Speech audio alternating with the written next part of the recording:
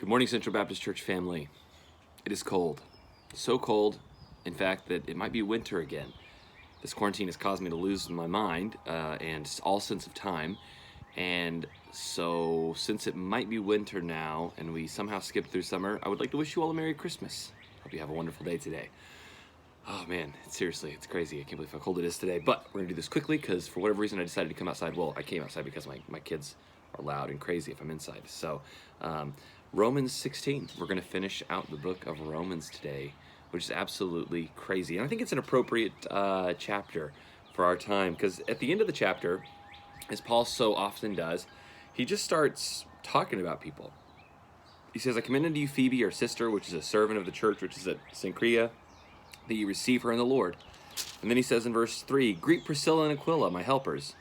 And then he says in verse 5, likewise, greet the church that is in their house. And verse 6, greet Mary. Verse 7, salute Andronicus and Junia, my kinsmen. Verse 8, greet Amplias. In verse 9, salute Urbane, our helper. Verse 10, salute Apelles. Verse 11, salute Herodian, my kinsman. Verse 12, salute Tryphena and Tryphosa. Salute Rufus in verse 13. Salute Asyncritus in verse 14, Phlegon, Hermas, Petrobus, Hermes. So you got to hear me say all these weird names. Okay, I'm going to stop there, all right? But what you see is Paul is greeting all these people that he loves dearly. He's thinking about him. He's talking about him. He's saying, hey, let's make sure they're taken care of. Let's talk about these people for a second. So my challenge to you today is simple and short because I'm cold. Why don't you start right now, actually, as soon as this video is over, I want to challenge you to pray for some of the people at our church. Pray for a few people that you would normally see and greet and shake hands with and talk to at church, even if it's in passing. Don't think about the people that you see and talk about and pray about every single day, okay? I know that you have those 3 or 4 friends that you've been talking to every day of this virus, okay?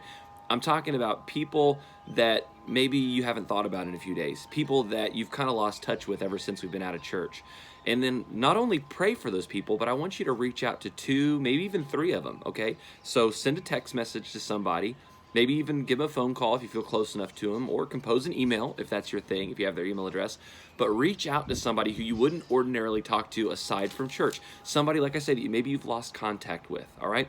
We're Christian brothers and sisters. We need the fellowship of the body. We need that encouragement. And maybe you feel fine. You know, for me personally, I get to see the coworkers. I get to see Pastor and Brother Lynn and Brother Jose and Brother Matt. I get to see the staff once in a while. I got a great family here that always keeps me busy and happy and energized. But maybe there's somebody in your church who doesn't have that. And so why don't you reach out to somebody today, let them know, hey, I'm thinking about you, I'm praying about you, I love you, let me know if there's anything I can do for you. Just give somebody some encouragement today. Just like Paul was doing at the end of Romans, think of other believers. We get to have that time at church ordinarily where we're greeting one another and encouraging one another. We don't have that right now since we're all isolated in our own homes. So why don't you reach out to somebody and let them know, I care and I want to encourage you today.